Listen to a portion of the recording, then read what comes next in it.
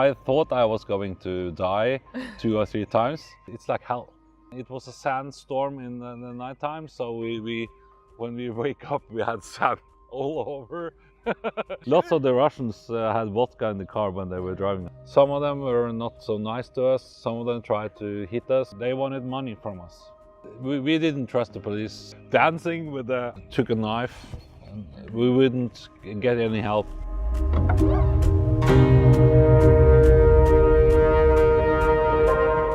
Years ago, when my boss said he had a talk with somebody on a party in Holland, and he met this producer who talked about a program called Peking Express. And they wanted to do a Scandinavian program with the Danish, Swedish and Norwegian people. So that's where it started. And I didn't know what I was going to do, because he said it's crazy, Stein. It's crazy. It can be dangerous. It can be difficult. It can be hard. It's the mental thing about doing a trip for 1 month, hitchhiking through areas in Russia and Mongolia and China is not that difficult. It's difficult to do a program like this because we need visa from the Russian government and also to China. So it took a time for it took a lot of time. It took 1 year before we did it. Yeah. We started in Moscow. Yeah. We went there by planes, and we were about 200 people there. 200? Yes. 200. And everyone reached the end? No. It was like a teams? Yes, and each one was their role. It was 4 teams from Denmark. It was 4 teams from Sweden and Norway. So it was 2 people in each team. So it could be 2 friends, it could be a couple, it could be 2 girlfriends, it could be whatever. Yeah. So 2 person is traveler, and 2 person who is shooting, filming, or. The thing is that when we started, we had a car following us with a driver and a translator. But the translator couldn't help us because they couldn't help the teams to do it better, because they had to use body language and some English words to get to hitchhike with somebody, and also to sleep over at the place, because we didn't have any hotels or anything. We just went when the sun went up. We started, and when the sun went down, we shut down, and then we had to find a place to sleep. Here a little bit wider. Yes. So 2 person travelers, 1 translator, and 1 operator. Driver, only a driver. Who is operator? It was me. In my team, it was me and my director. When we started in Moscow, I went into the car with the 2 to my team, and she and the driver and the translator went behind the car, trying to follow. So I was sitting in the front of the car, shooting backwards to the people, reacting what's happening, and also to the driver when they had some conversation with the. So, and you told that you had second car following. Yes. So you need to catch your car, and others just follow. Yes. Okay. Yes. But it was very hard, especially in Moscow, because it was so much traffic. So we lost each other. Usually we had satellite phones, so we can call each other when we lost each other on the highway. Yeah. You told that you didn't have any cash. So how you find food? We had but the thing was that we could have a lot of cash, but we didn't know where to end. So where we went, it was no boutiques or any shops to buy anything. We just had water and Snickers in our car. That was the thing we were eating the whole month. No. Yeah. No way. I thought you.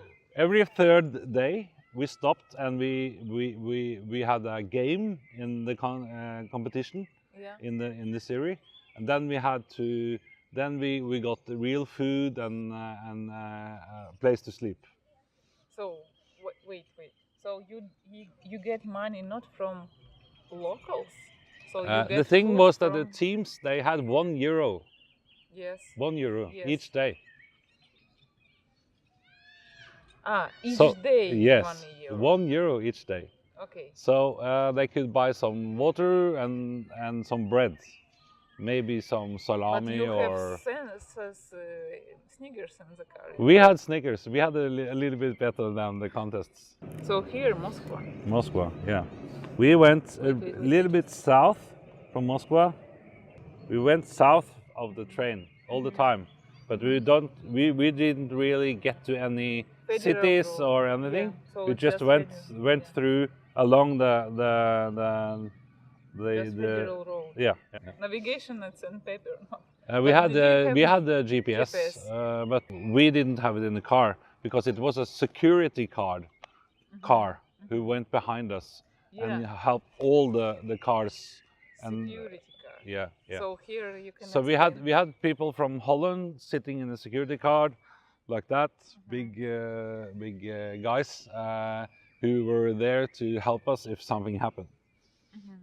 But they were they had us on satellites, so they knew where we were, and we had a satellite phone for emergency if something happened, if we smashed the car, someone got killed or died or yeah.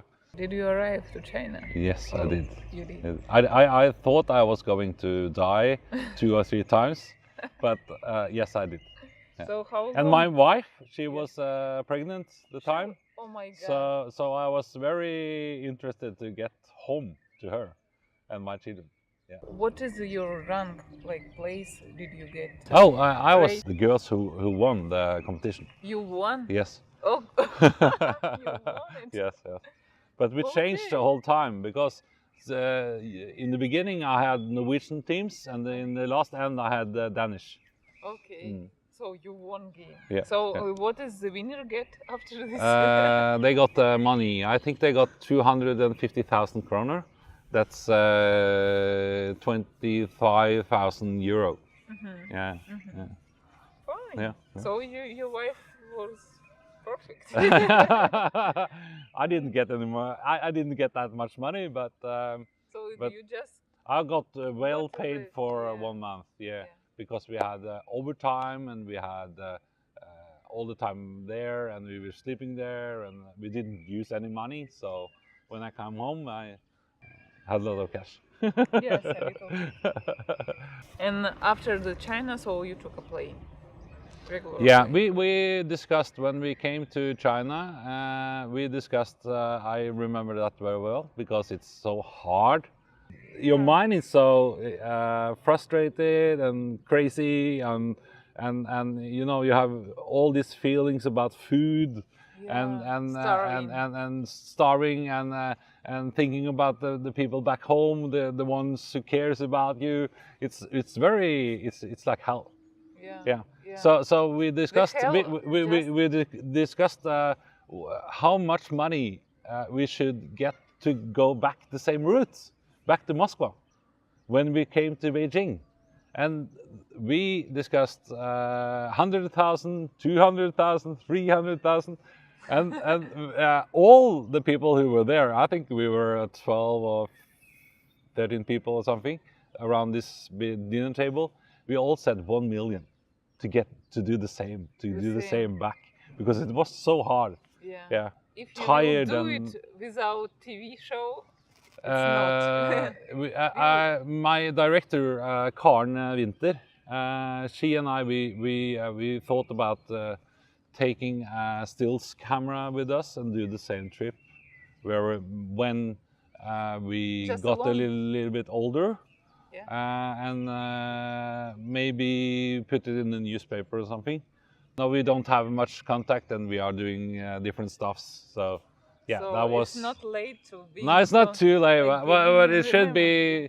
It's so nice. We met so much nice people, Yeah. And we did so many things, and we didn't know what we were getting to. We got into a wedding, we got into a funeral, we got into people who were starving, a small child who almost was dead. Yeah, because we had to find out where we should sleep each night, and we didn't have any hotels to go and to. No or tent? You didn't we had tent. Yes. We used the tent once. Why? That Why was not in more? in Gobi, in Mongolia, in the Gobi desert. We put all up the tent, Yes. and it was a sandstorm in the nighttime. So when we wake up, we had sand all over, and the equipment was almost damaged, but we made it. So I thought you were using the tent all the time. So No. now no. you need to. So That's the thing. That's the thing. Because the teams needed to find a place to sleep each night. Yeah. So we had to film that. When we were filming that, and we had knocked on 10 doors, someone said yes. They came in. We had to film that, and they got some food, maybe potatoes or some vodka. They didn't have a lot of money, so that was the thing we got. And when we had shots, we had a few vodka shots with. You got communication. Yeah. it was our time to get a place to sleep, because when the teams were when we were finished with filming, we had to find a place to sleep also. Yeah. So it was even worse for us, because usually the family didn't have much more than 1 or 2 rooms, so we couldn't sleep with the contestants. Sometimes we did, but usually we went knocking on doors by ourselves to find a place to stay. Your second car, where people with translator, they don't have the same accommodation. They slept in the car, but we couldn't sleep there. It wasn't enough room. Yeah. The car. Yeah. Body language. How do you get the car? This was hitchhiking. Yes, it works. This was, can I sleep at your place? And this was, I like you. Almost nobody talked English. So it's just nobody talked. But it was eye contact, and it was a smile. In the beginning it was a bit hard, because the Russians usually don't smile when they meet new people. So you just had to have a trust in yourself. And when we got in and we had the camera and we ate potatoes and we had some vodka, we laughed and we had much time. Probably the drivers see your camera and they can more trust it to you, like to let you in. Drivers like communication, so they like to drive and hear stories, and you can't do it. So how do you act in the car? In the car, I usually in the beginning I filmed a lot, because then I started to talk to the driver. Where are you going? Can you please help us? Oh, you're so kind. Where we're from? And I was filming this thing. And then I usually took a break and I turned off the camera and I said hello to the driver or the ones who were in the car.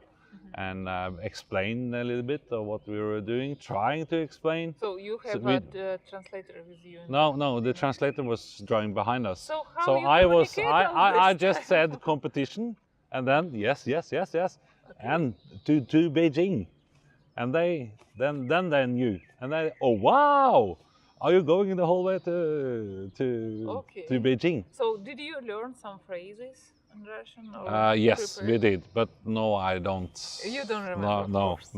But you were prepared.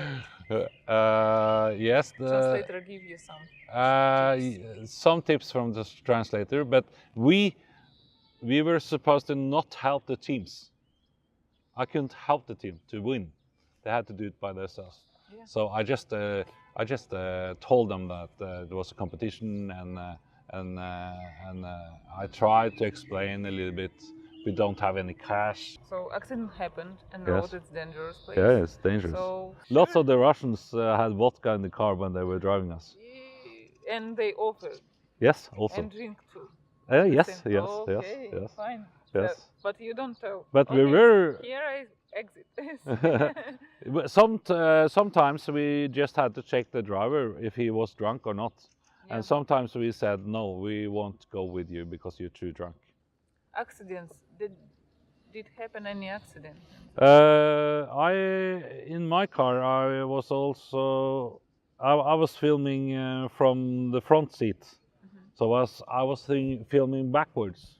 So I could see in the eyes of the of the people who were in the car what happened in front of me.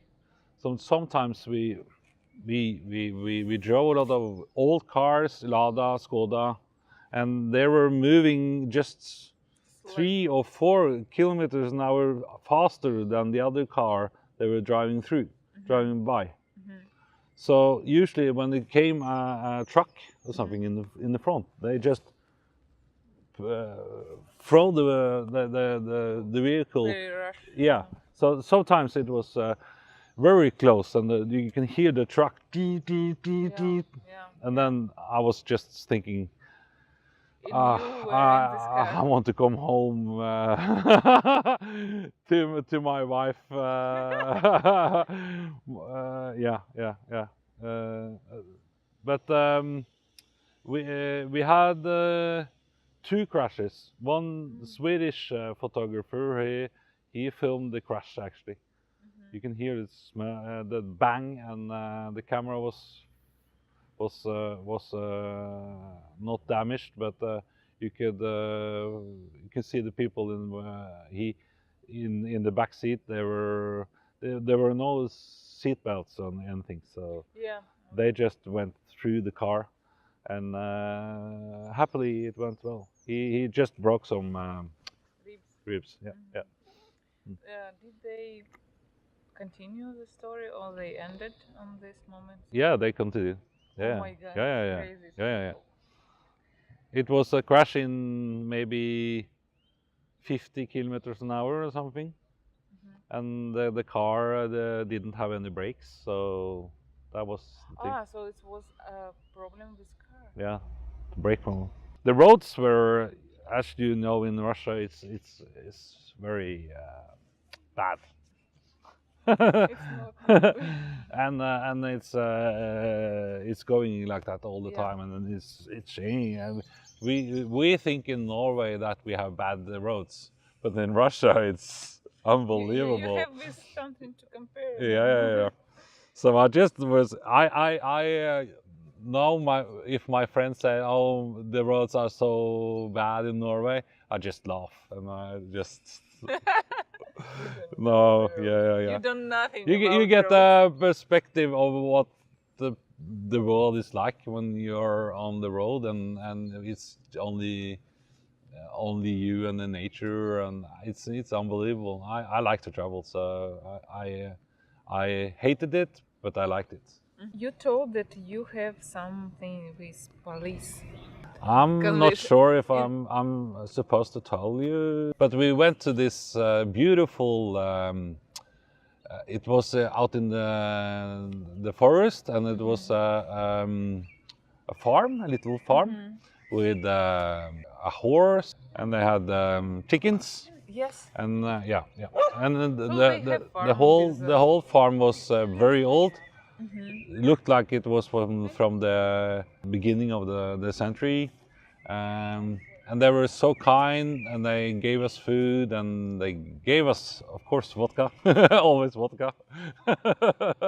It was a couple.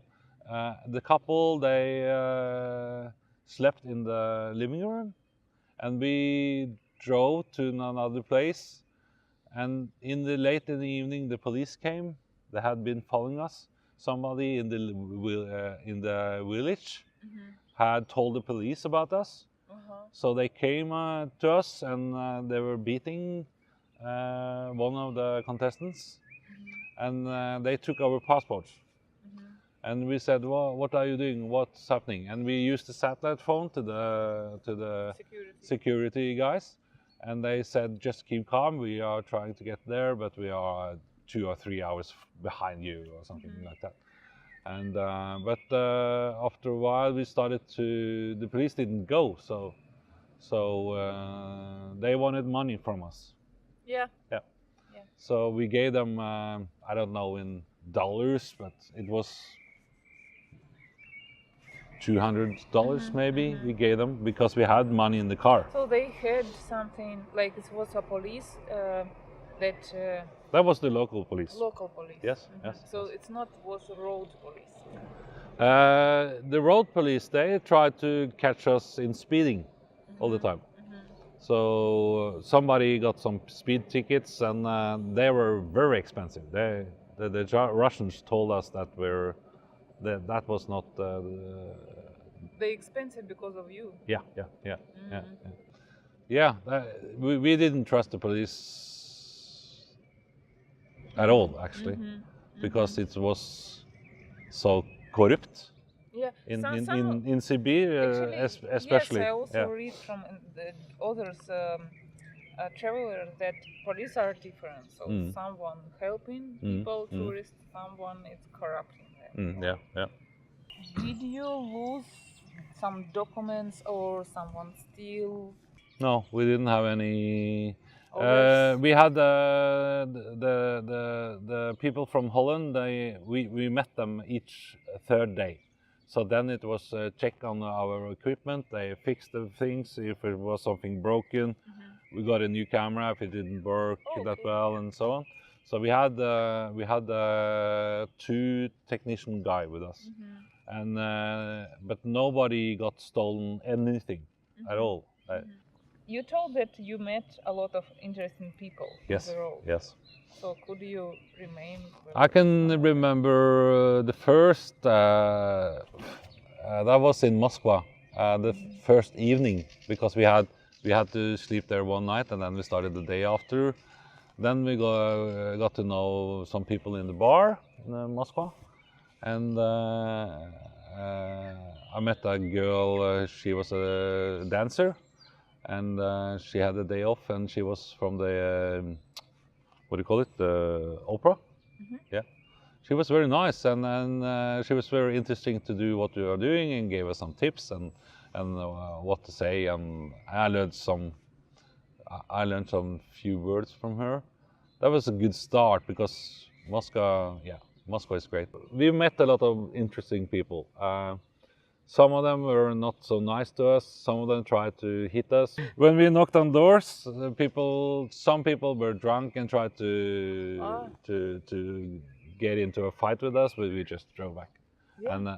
But usually people had just potatoes and homemade vodka. That was the thing they were giving us. We went into somebody who had a wedding the same day, and we got into the wedding, and we were dancing with I was dancing with the bride, and how you entered in the venue? You just on the road all the time. Yeah. Happening? Yeah, but because when the sun went down, we had to find a place to stay. So it was a wedding. It was a funeral. It was people who were suffering from not having anything to eat.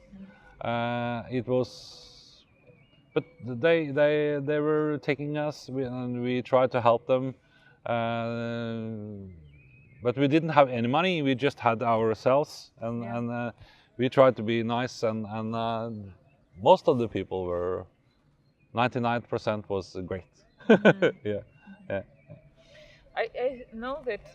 So for this reason, that your speed up, like you need to go faster as possible in China, and didn't give you like deep impression of how it's Russian people.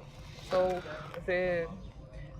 you just too intense that you don't have money. You need to be fast and rush, and this is everything. The most of travelers, they love to be alone and breathe and think. I have. You don't have this in this trip, so. Yes, I had. We met a lot of people, and when the sun went down, we communicated, and we eat the dinner with them, and we had 3, 4, 5 hours with them. We had a dinner and we had a breakfast maybe sometimes, but yeah, it was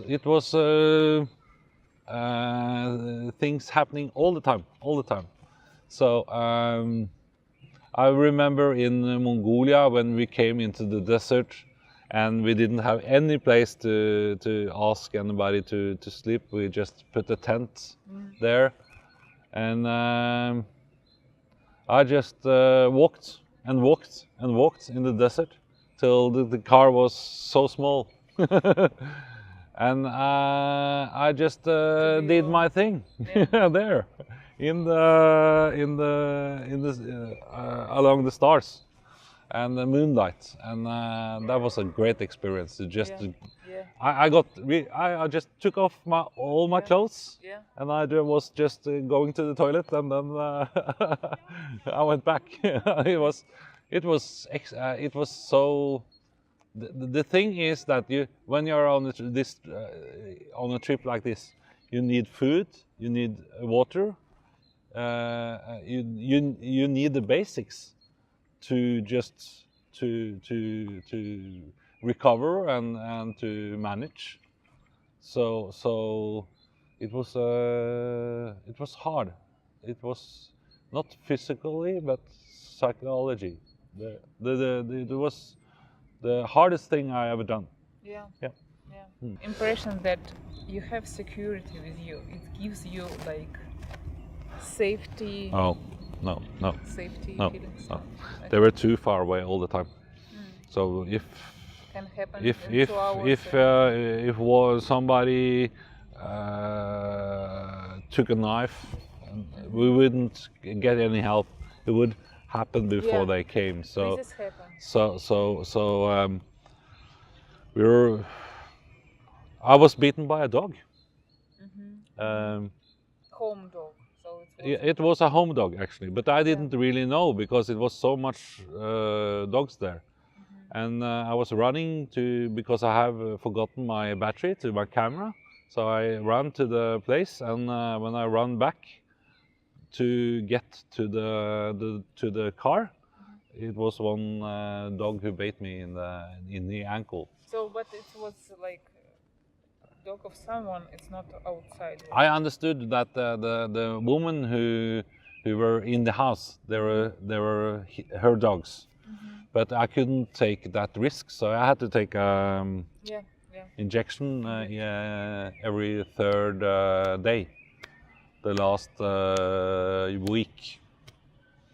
But the guys from Holland, they say, it doesn't matter, blah blah blah blah blah, and I said, yes, it doesn't matter. It does. Yes. So when I came home, I got some injections too, so it went well. But and our program leader, a female, she got also bitten by a dog when she went to a toilet in the backyard somewhere when she had eaten or something. So we went into the newspapers about that. Yeah, I can tell that in Beijing we had to stop the cars because it was so much traffic when we had to run. So I was having this big camera. It was 13 to 14 kilos. I remember these cameras on the... Yeah, the big news camera. And we had to run. And that was in Beijing was the last stop. So we just had to find it, and we had to run into the park. And I was having shorts. And they had this, what do you call this? Okay, this is... it went through like that. Okay. So it got hole here, and I was bleeding all over my legs because we were running to so much. So I found out that we run for 1 mile with the camera, and also to get to the latest finish point. Yeah, yeah. So we won the whole thing. The Danish did. It was shown in Sweden, Denmark, and Norway. Netherlands also.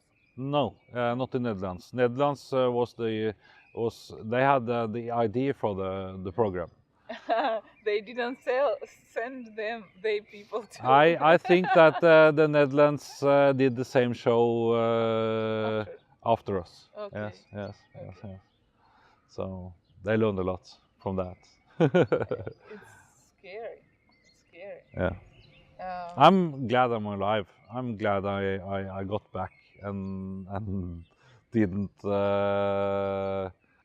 got into a cell, or if the police took me, or they can't. no. They don't have any reason, so they just no. want it. Yeah. But things happens when you're on the road. I love the feeling of losing control. How? You have the watch, so you can see what time it is. But if you take away the watch, you just follow the sun. You follow what's happening. You don't know where to live. You don't know where to eat. You don't know where to shit. You don't know anything. And that's the great thing about traveling. Yeah. Yeah. You should take that. Yeah, that's good. Yeah, I agree. My personality is I'm very controlled. Yeah. And I do things, and I have these things in my apartment. I have these things here and there and there and there. I know everything where it is, and I know the park. I know the system here. I know the people. I have control. But when you take away that, something happens with you, because then you're by yourself, and you don't really know if you have to sleep on the roads and in the streets, or where to get the money in the next day. So it's the same feeling.